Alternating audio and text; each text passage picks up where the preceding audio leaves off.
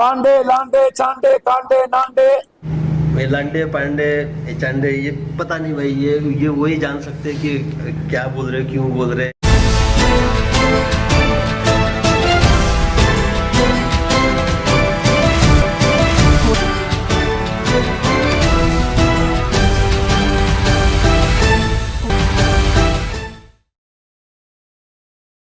पांडे लांडे चांडे कांडे नांडे। लांडे जी क्या करेंगे भैया? खूब आए, चिट्ठी के तरह आकाश गिरेगा। चिट्ठी ब्लैक मनी को कहाँ कौन रखा है आपको क्या पता? कहाँ से ब्लैक मनी आ रहा है, कौन आ रहा है? कितना दिन ये नेपाल जाते थे, कितना अररिया में रहे, अररिया में किस किस का संबंध किससे था?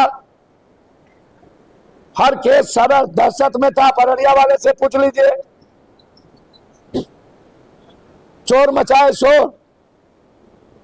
बारे बा पांडे लांडे चांडे कांडे नांडे।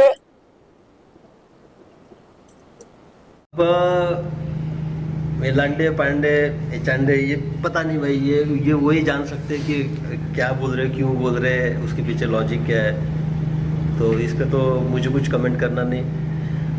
और अच्छे व्यक्ति है, हमेशा लोगों की मदद के लिए दौड़ जाते हैं। मैंने देखा है कोरोना में वो दिखे थे, जो भी गरीब बुर्का उनके पास जाता है, स्पेशली मेडिकल फील्ड में, जो हॉस्पिटल में एडमिट करवाना होता है, बुलाना होता है, तो उनके प्रति भी उनका अच्छा काम है और मैं उनका रिस्पेक्ट करता था। अब ये पता नहीं मुझे कि अब उनके मुंह से ऐसे वर्ड क्यों आते हैं। तो ठीक है, ये उनका व्यक्तिगत मुझे लगता है ओपिनियन हो सकता है, ठीक है, ये तो अब चलते रहेगा। राजनीति में हम आ गए तो ये होते रहेगा, लेकिन मुझे इससे कोई, मैं ना इसमें प्रभावित होने वाला हूँ, ना इस पर इसका मुझ पर कोई असर होने वाला है। मैंने जो ठाना है युवाओं के बारे में, युवाओं की पीढ़ी बनानी है मुझे लीडरशिप में, तो बस उसी में लगा हूँ। Thank you. कि शायरी रहते हुए आप संपत्ति कमाए। अरे बाप रे बाप, सबसे पहली बात तो ये कि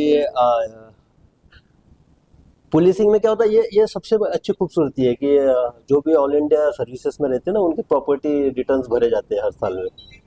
प्रॉपर्टी डिक्लेरेशन होता है और ऑनलाइन दिख लेते हैं आपको। एक इमूवेबल प्रॉपर्टी सेंट्रल गवर्नमेंट को भी देना होता है हमको फॉर्मेट में, और आप सब देख सकते हो उसमें। बाद में बिहार गवर्नमेंट हमेशा 31 दिसंबर के बाद सबका इमूवेबल यानी स्थावर अस्थावर संपत्ति का ब्यौरा लेती है, और तो आप उसमें देख सकते हो, कोई दिक्कत नहीं है।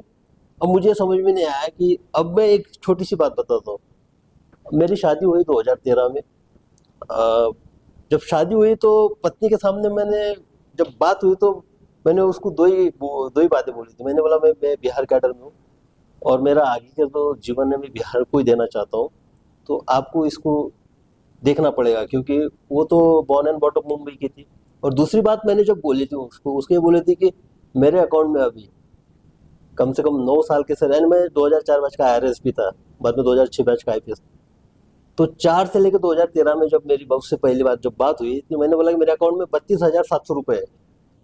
तो आफ्टर 7 ईयर्स आपके अकाउंट में सिर्फ being a super class 1 officer 32,700 रुपये है, तो इस पर से आप समझ सकते हो कि क्या सकते।